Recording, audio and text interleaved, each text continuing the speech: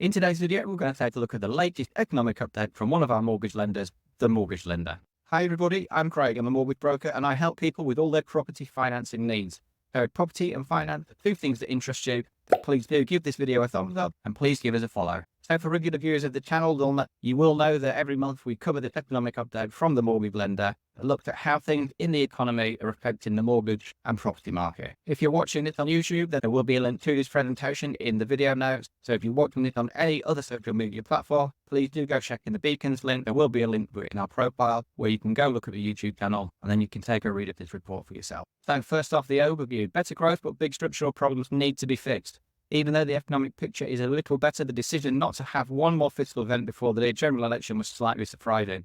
And this is something that's taken everybody by surprise. Why did Rishi Sunak call the elections so early when there was a possibility that we could have a net set of inflation data that could have improved significantly, and then we might have seen the first base rate reduction, which would have looked much more positive for Rishi Sunak and the Conservative government. GDP growth was strong in quarter 124, and inflation dropped sharply in April on the back of lower energy bills. But with wage and services inflation proving stubborn, a cut in interest rates before August now looks unlikely. And this is something that I have been saying. Up until the general election was called, we did think that there was a strong chance of a June cut in the base rate, but since then we're now not so sure. However, before the next Bank of England MPC meeting, which is Thursday the 20th of June, there will be a set of inflation data released. And if that does come in below the 2% target, there is a very, very slim chance that we might still see that cut. But I'm not convinced. What will a new Labour government bring? The reality of the public finance. There's no room for big spending projects, and the stealth tax rises already planned by the current administration mean that the tax burden will rise. There may well be a more cordial relationship with the EU, and while full membership of the single market is off the cards, a light version seems likely. Housing and health should be a key focus. Ambitious plans to build more houses are at odds with falling numbers of construction workers and pledges on immigration. More regulation of the buy-to-let sector seems likely given the Renters Reform Act was completely ditched. Although households are less pessimistic, the persistent weakness of consumer spending highlights just how much more of income is now spent on essential items like food, energy and housing costs, leaving less for discretionary purchases. Households may need more time to rebuild resilience. Nevertheless, rising real wages should underpin a modest, more durable recovery through 2024, with GDP growth around 1% this year and 1.5% in 2025. Inflation may finally reach target in July, but is expected to end the year at 2.25%. The risk outlook: economies are coping better than expected with higher interest rates. Economists have no great certainty around what correct long-term level of rate is, but the ultra-low rates of the past may have been a mistake that distorted asset prices and investment decisions. Rates could fall by less than expected. And this is something that we've been saying. I feel that potentially over the next couple of years, when base rate does drop, where it will settle could potentially be around about 3.5%. Given this, there are still questions to be asked about the valuations of residential and commercial property, but the risks feel less acute than a few months ago. More households are behind on mortgage payments, but events to date support a conclusion that stress affordability assessments at origination have worked. And this is something that all of the lenders now do. There is a lot of stress testing done on mortgages at a variety of interest rates at the point of application to see if that mortgage is affordable. So it's not just about is the mortgage affordable right now on the rate that you're applying for, it's also in the future and making assumptions that interest rates could rise. Political developments will be key source of uncertainty in the coming months. There is not much doubt about who will win the UK election. The US is different. If Donald Trump wins, a difficult situation in Ukraine will become worse, and Europe will have to devote more resources to defense. Tensions between China and Taiwan would be more likely to flare up, but if he loses, he may well not accept the outcome and chaos could ensue. Moving on to inflation and interest rates. Now, there are a lot of graphs within this presentation, and I'm not going to go through those graphs. I am just going to discuss the commentary. Like I said, if you do want to go take a look at the report, there will be a link on the YouTube channel in the video notes. Now, although inflation fell sharply in April as domestic energy prices tumbled, the underlying picture does not look conducive to an immediate cut in the bank rate. Mobile phone bills and rail fares rose significantly. Services inflation at close to 6% has not been consistent with keeping inflation at target in the past, and this will be exercised in the MPC. The inflation rate is expected to end the year at 2.3%.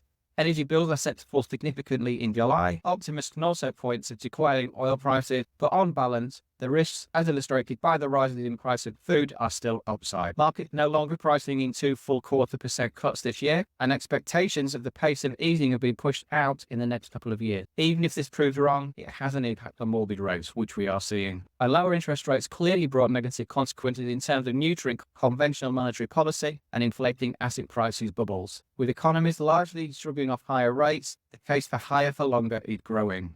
Moving on to the labour market. Another poor month for the labour market. The unemployment rate rose to 4.3%. There are no more people in the labour force than there were before the pandemic. Long-term unemployment is growing because there are fewer jobs for those looking for them, but the number of people losing their jobs while edging up is still relatively low. This month we will see the initial impact of the increase in the minimum wage statistics, and that's something that I have mentioned. And the labour market is hard to read and may be cooling as much as hoped. The MPC would like to see signs it is. Although the ONS has rejigged the labour force survey, there is a huge doubt about the quality of many of the estimates because of low response rates. Vacancies and redundancies data are probably the best guide right now. If the figures are taken at face value, falling the numbers of 18 to 24-year-olds in work is striking. Getting these people back into work would boost economic potential as well as those directly affected, a key post-election challenge for Labour. But moving on, sellers are returning. Given the depressed state of the market over the last year, the need to get on with life may be surfacing. Sensibly priced property is selling quickly, and this is something that we're witnessing. Rightmove report a seasonally unadjusted rise in asking prices in May, led by larger properties. Nationwide prices based on approvals also edged up. There is growth disconnect in what affordability measures suggest about the path of prices in reality. Our view is that given where mortgage rates are, and with supply rising more than buyer inquiries, house prices will drift down. Some are making upside cases. For example, Savills expect prices to rise by an average of 2.5% in 2024, 3.5% in 2025, that should say, and 21.6% in 24 to 28. That forecast assumes interest rates decline rapidly, and the longer that does not happen, the greater the chance of a more abrupt stop for both the economy and housing. And this is something that we are seeing. Rates been higher for longer, it is impacting affordability, it is slowing the housing market down, and we aren't expecting rates to drop as quickly. So I would take the Savills report with a very, very big pinch of salt, because I'm not entirely convinced that their estimations for where house prices are going are correct. And let's not forget, Savills are in the property game. Selling property is one of the key things that they do. So they do have a vested interest in trying to talk up the market. Whether or not their expectations come to be a reality or not, we will of course have to wait and see. Moving on to the rental market, while it feels that the ceiling of what tenants can afford to pay must be near, rents are still rising, and surveyors expect this to continue even in London. The market clearly is tight. Tenant demand outside London is rising and new instructions falling. Tenants are renting smaller places in less convenient locations, but they are also presumably cutting back spending elsewhere to meet the higher cost of housing. There are significantly more private sector landlord possession claims than pre-pandemic. Temporary removal of property may explain some of the supply-demand imbalance, but it is not obvious that these properties are being sold to first-time buyers. The economics of the investment is still a big constraint. There are 60,000 fewer buy-to-let mortgages outstanding than there were a year ago, probably more reflective of a lack of new sale than landlords selling up. And like I've said in other videos with we're not necessarily the landlord selling up as was previously expected, but what we are seeing is landlords taking a pause for breath and not currently expanding their portfolios. The Renters Reform Act didn't make it into law. Labour may have bigger immediate priorities, but it's hard to believe they won't bring in a more tenant-friendly regime. Moving on to mortgage market activity, although both buy-to-let and first-time buyer completions rose in Q1, the overall level is well below where it was before rates started rising. The lower rates seen at the start of the year do mean a better pipeline is developing, but again, affordability is still holding the market back. And this is something that I just wanted to raise the point on, because I saw an interview with Rishi Sunak the other day, praising how well he's done, what he's done for the economy, etc., how households are better off because of him and the Conservative government. And the one thing that he tried to drive home when challenged was that he sees the main issue with the mortgage and property market being saving for a deposit, not mortgage affordability. And that's completely wrong. People have more money in the bank at the moment. Buyers, especially first-time buyers, they're relying on the bank of mum and dad or grandparents to help it to provide gifted deposit.